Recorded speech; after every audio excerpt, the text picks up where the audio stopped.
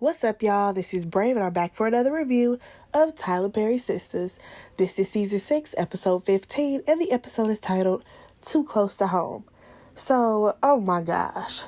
We start this episode off in the grocery store. Y'all already know, Karen is on one.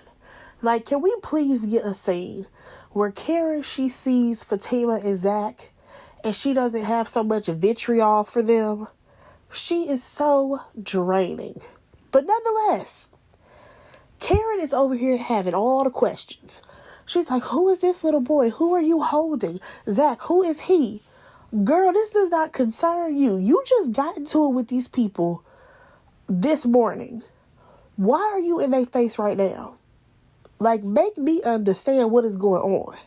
You literally just rolled up on them at Andy's job. Why are you even talking to them? So, my thing also was that, doesn't she already know that he has another child? I could have sworn that this has been discussed. So, I'm not understanding why Karen is acting like her child was going to be the only child that Zachary Taylor was ever going to have. Like, chill out, please. So, she over here looking all at the baby, like, oh, he looked just like you. And I'm just like, Karen, again, what do any of this got to do with you? So at this point, Fatima is like, what is your problem? Because you all up in our business over here. This ain't the time. You can already see it on Zach and Fatima's face that they are stressed out.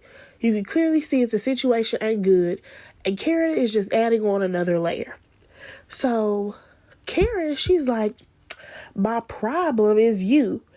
Again, Karen, please stop. Like, we're tired. We're really tired of Fatima and Karen going back and forth. So Fatima, she's like, yeah, well, I'm a problem for a lot of insecure women. And Zachary, then he jumps in and he's like, Karen, yet again, I'm with Fatima. I love her. I don't want to be with you. I need for you to let this idea of me and you go. He has explained this so many times, and I really want her to get it through her thick skull that Zach does not want you anymore, okay? Just let the dream go. So Karen, she just keeps starting it up with them every chance that she got within this conversation. Like, it got to the point where she's questioning, oh, well, did you get a DNA test for this baby? What type of parent are you going to be to Michael? All of this. And I'm just like, Karen, you got to stop. Like, she is overloaded with bitterness. Now, I have not seen this written within a character in probably ever. Like, where is Karen's turning point? It literally got to the point where Zach was fed up with Karen and all her questions. So he decided to just walk away, okay? He walks away with the baby in his arms, and Fatima is following behind him, right? Because they came in the store together. But here comes Karen in her cart, and she's just pushing it over here trying to get their attention. Ma'am, go get your groceries. Go feed the baby that's in your stomach. How about you go do that, okay? Nonetheless, Zach is still trying to ignore her while they wait in line. Karen, now she wants to talk to Fatima. Girl, you don't have nothing to say to Fatima. You just tried to come down there and kill her, remember? That's what you just tried to do. But nonetheless, Fatima engages in conversation with her. Now, Fatima and Karen talk about being cordial. Or should I say, Karen tried to bring it up to Fatima as if Fatima did not already talk to her about this previously. I feel like Fatima has told Karen that she's willing to be cordial with her multiple times at this point, and that she's not going to, mistreat her child. I know for sure we have heard Fatima say this. Karen, you are grasping at straws right now, and it is like the craziest thing to watch. It really is. Like, it gets to the point where Zach, he's holding Michael. Michael is waking up or whatever. He goes to take him to the car. And Fatima says, oh, make sure you strap him in. Here goes Karen again. Y'all ain't got no car seat for that baby? Woo! I'm sorry. I would have put hands on Karen at that point. Because she is being so unnecessary in this moment. It makes no sense. When I tell you she would have got bopped with those diapers, the girl would have got bopped. So it actually gets to the point where Fatima is like, listen, this boy has been mistreated and we just took him. We just want to get him home, okay? That's all we trying to do. I wouldn't have even told her that. I'm sorry, but why are we explaining anything to Karen? Karen don't owe y'all, I mean, she don't run things around here. So why are we explaining anything to her? I would have paid her absolute dust. But let's go ahead and move on. So, next thing we have is Calvin and Maurice. Hell, two people I forgot about. The only thing that I got from this scene was that Maurice is over here talking about how he continues to date the same guy over and over again. And now he out here blaming it on his childhood trauma. I'm sorry, y'all, but Maurice and Calvin can go. Like, I really used to like Maurice's, character way back in the day. But as of right now, these two characters, they can get off the show as well with the rest of the men. Let's go ahead and move on to the next scene. So we actually see Zach and Fatima. They get Michael into the house or whatever. Zach says he's going to go run a bath for the little boy. And we see Fatima, she's trying to take his coat off. Now, it seemed like she had noticed some bruises on this little boy. And then Zach, he comes over. He starts checking the little boy. And I'm just like, okay, so do y'all see bruises? Or like, what's going on? Because it was kind of unclear. But nonetheless, that scene was pretty short. Moving on. Daniela. Y'all, Danny is sneaking into her own house. I said, girl, not you tiptoeing in your own house, girl. Because you know that you was out in these streets doing stuff that you was not supposed to do, considering you're a girlfriend right now. You're supposed to be so committed. So she gets to her bed or whatever. I was going to say her bedroom, but she ain't got one. So she gets to her bed. Preston is in her bed, of course, because for some reason Preston does not have a home. He never did have one. Nonetheless, here's the crazy part. We gotta watch these two chit chat about the fact that Preston was oh so high that he could not feel his face. And I can't lie, I kind of forgot all about that scene because it was absolutely ridiculous for the way that he was acting, considering he only took like one little puff. That's the first part. Secondly, I think that it's absolutely crazy that Danny never went to go check on her man. You never checked on him and you know that he was trying to unlock your stove mentally, and you never checked on him because you was out here riding around and parading on a city bus with Tony. Girl, that sound crazy. So baby girl is telling this man, like, listen, I'm about to go take a shower or whatever. And he's like, oh, I can join you, all this stuff, baby. She don't want that. She don't want that at all. So he's like, where you been tonight anyways? And she's like, oh yeah, Andy, she had to go on this blind date. And me and Sabrina, we were just there to make sure she was safe. And you was also trying to get an opportunity to see what was up with Tony. But I digress, girl. So Preston actually notices the flower in her hair or whatever. She's like, oh, just that someone was selling them on the street.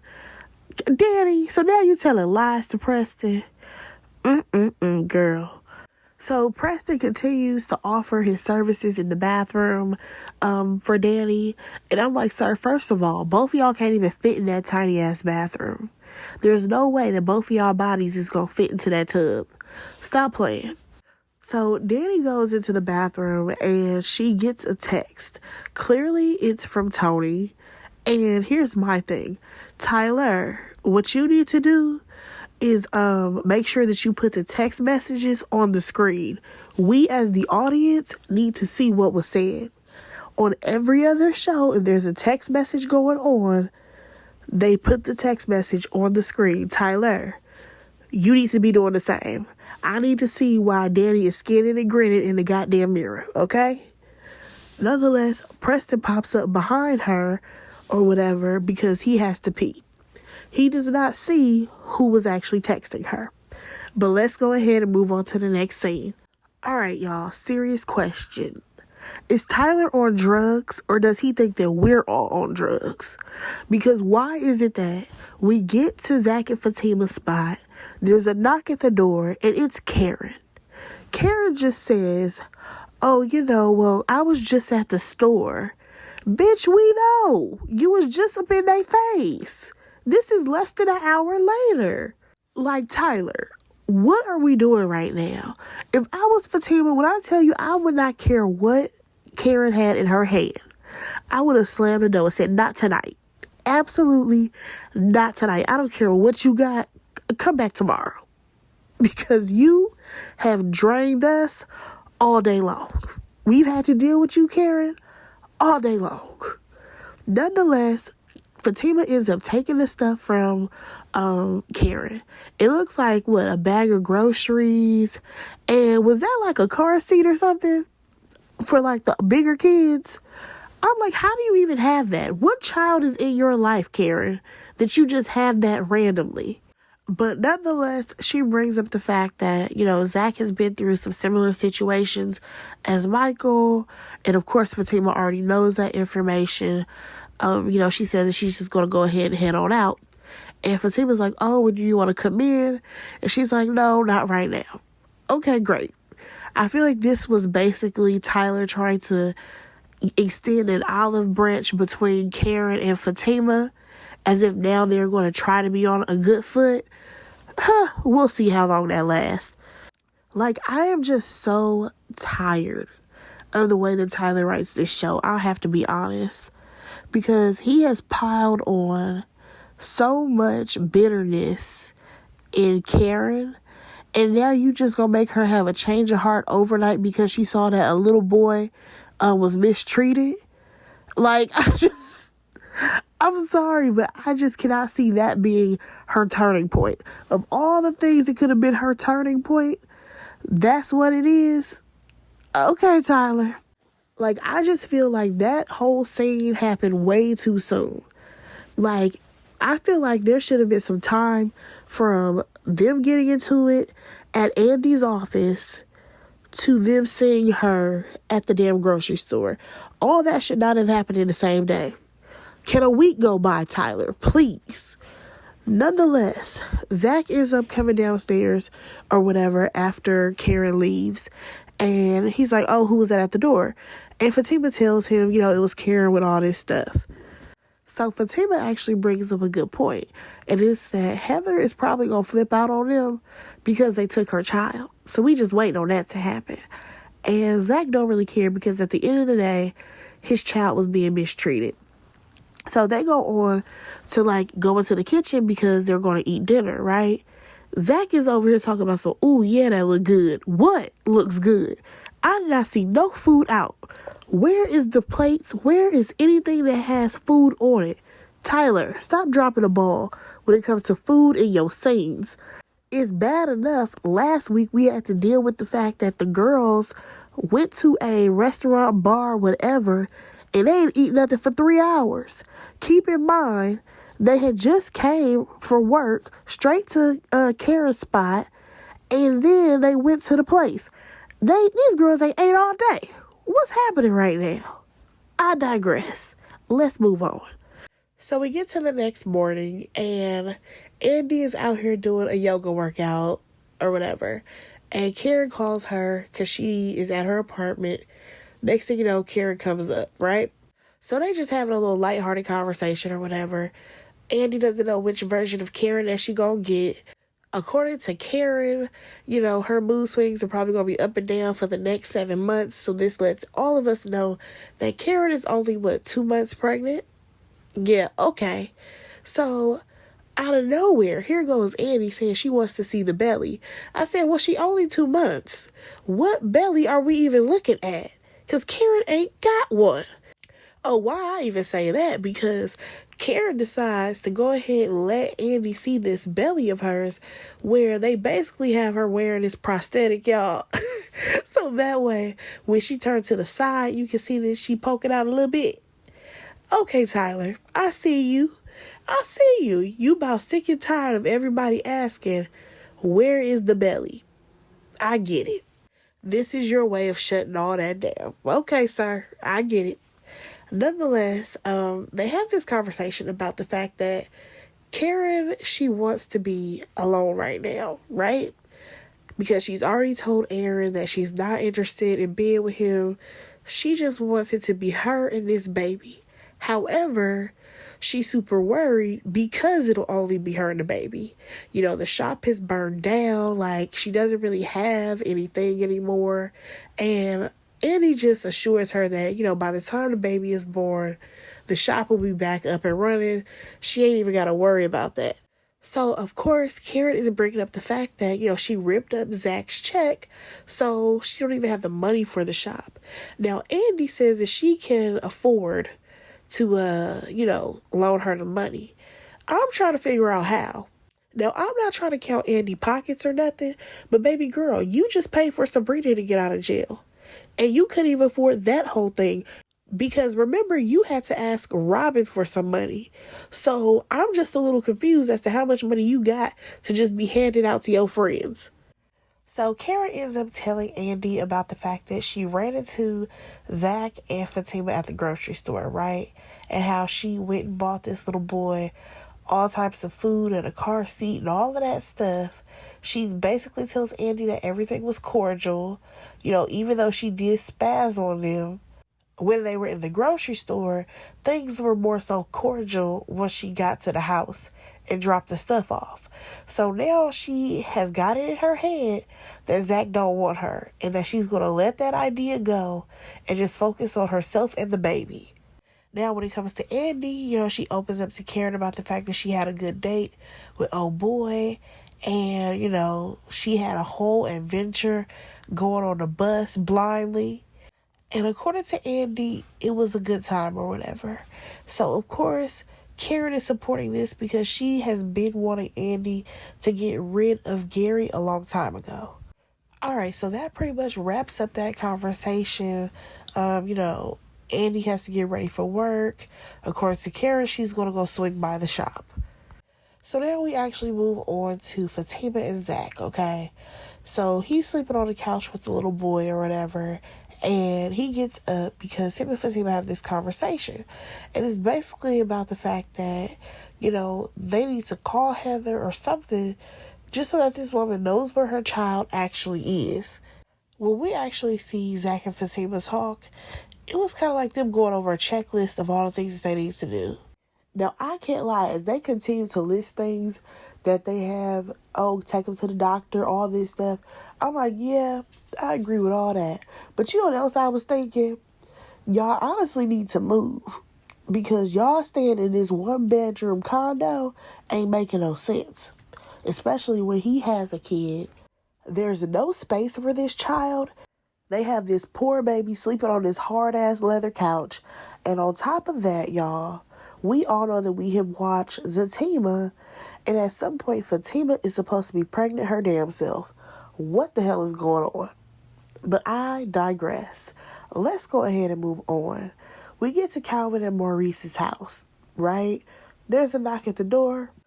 And of course, it's Sabrina. Who else will be coming to their house? So she come in, she all pouty in the face. And she tells Maurice that he was right about Bio, right? Basically saying that this man was homophobic. All right, fine. Then she goes on to talk about how, the bill may be revoked or whatever.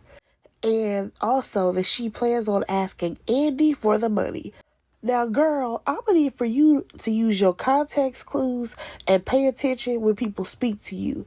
Andy already told you she ain't got no damn money for Maurice. So there's no point in you talking about you go ask Andy a goddamn thing when it comes to getting Maurice some money for his bail.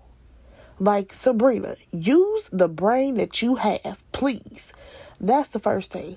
Secondly, Bio, he didn't even say that he was going to revoke the money. He said to make sure both of y'all asses show up so that way he get his money back. Now, I gave a side eye to Maurice because he gonna tell her to do what she gotta do and then call her jailbird. I said, now wait a minute, sir. Because if anybody needs to do what they need to do, it's you. Because her bail money is already paid for. Yours is the one that's shaking and quaking. Also, when will the goddamn DEA or anybody else at the goddamn police station reach out to Maurice and Sabrina to tell them that the charges have been dropped? When they gonna do that? Like, we should have got that this episode. Top of the morning, we get the phone call. You feel me? But nonetheless, Maurice ends up telling Sabrina that she got to do what she got to do to get that money, even if it's sleeping with this man. Now, of course, Sabrina is not trying to go down that road because she doesn't even want to hang out with anybody who does anything like that. And I'm like, so you don't want to hang out with your own friend Andy? Because let's be honest, if she was not messing around with Robin the way she was, he would have never gave her that money. Like, be so for real. So Sabrina invites him to come with her to Andy's office. He ain't trying to go because at the end of the day, according to him, she don't like him. But he's like going on and on about how, you know, he's good, she's bad. When he step on the scene, all the guys look at him, ain't nobody checking for her. And then he says this line, I step on and I'm everything. She stepped on looking like crepe paper with faux locks. I said, crepe paper? Sir, what are you talking about? And not with the faux locks. I'm tapped out. So we move on to Andy. She's arriving at the office or whatever. And she's over here asking Fatima, like, oh, you know, how was your night? And Fatima keeps it very casual, like, oh, you know, it was good or whatever, but not as good as yours. So Andy's like, what are you talking about? And come to find out, Jordan actually sent her flowers. And I'm like, okay, that was a sweet gesture. I'm still giving that man a side eye, but this was sweet. So they talk about the date or whatever. Andy feels like it was so incredible. And I'm just like, the only reason why you feel like this date is incredible is because Gary never took you out on one. Y'all, we ain't never seen Andy and Gary actually have a date. So now that somebody took her to a restaurant and got her a few drinks, she feel like it's the best thing ever. She goes on to talk about how they rode the damn bus. And of course, Fatima is a bit confused because why are we going to go on the bus at this big age? But here's the thing. She couldn't be too judgy because when she met Zach, he was on a bike. I said, whoa, you and Andy, y'all know how to find them, child. Nonetheless, Andy, she's like, so are you going to tell me about Zach and his child? Whoa, you coming in hot, Andy? Because you didn't even let her be the one to bring it up. So now Fatima already knows that Andy has had some type of conversation with her bestie, Karen. So Fatima is like, is she okay? Because let's be honest, within one day, y'all, we have seen Karen be completely upset with Zach, throwing a tantrum, tearing up a check. She's showing up to people's jobs so like she can fight them or kill them. Not really sure which one of the two. You know, she argued with Fatima on the phone. She called out Andy saying how she's not her friend. By the time they got to her apartment later, she was cool, calm, collected, swearing that Zach was still in love with her. She got to the store, was trying to get things popped off, being extremely nosy and reckless when it comes to asking all these questions about Zachary and his child. Then for her to have a change of heart and decide, oh, let me be nice and go buy them some groceries. Like, girl, you have been on a whirlwind of emotions. What is happening? Now, Fatima think baby girl may have a slight case of bipolarism, but Andy's like, no, that's not what's going on here. It's because of the baby. I'm with Fatima. Pregnant people do not act like this. Now, moving forward. Oh, before we even move forward, she actually told Andy about how she has this meeting that she has to go to with Zach, so she gonna have to step away for 30 minutes. And I'm just like, you know what? I'm not even mad at this. Because what work do they actually do at this law office? Moving forward, we actually see Fatima reach out to Zach or whatever just to check in to see, where he is, because he needs to be headed to not the court. He needs to be headed to the office, and also just to check in on Michael. So Michael is attempting to eat this food or whatever. But when Zach actually looks away, this little boy is stuffing his pockets with the food. So he gets off the phone with Fatima or whatever, and he has the little boy, take the food out of his pockets or whatever. And I'm just like, my God, what has this little boy been through, number one? And number two, I'm just wondering where Tyler is going to go with Michael's character. And what I mean by that is he going to go the autistic route? Is this little boy just very quiet because he's been abused? Like, I am just so curious to know what route Tyler is going to actually go with Michael. So we actually move on to Danny and Preston, y'all. It's time for her to go to work or whatever. And Preston just wants to check in with her to see where their relationship is, right? Now, according to Danny, everything is good.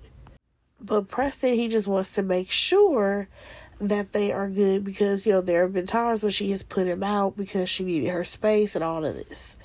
Here's my thing. This girl has been your girlfriend for a solid, 2 days now? I think it's crazy that you got to do a check-in after less than a week of time to make sure that y'all are good. Now, according to Preston, baby girl was acting strange last night. She's also acting strange now. And he knows that she can get that way once she commits to things. And I'm like, well, how do you know that? Because this is the first time that she ever committed to you, right? Or at least officially, but I digress. You know what? Nothing really happened out of that scene. So let's go ahead and move on because Zach is trying to walk out the door with Michael, and all you hear is Heather's voice. She's like, I arrest him. And she is walking up with a police officer because technically Zach kidnapped his own child. Y'all, that is where the episode left off. Let me know what y'all thought about it. This episode, it wasn't that good. But hopefully the next one is better. Go ahead and like, comment, subscribe to my channel, and I will talk to y'all in my next review. Bye, guys.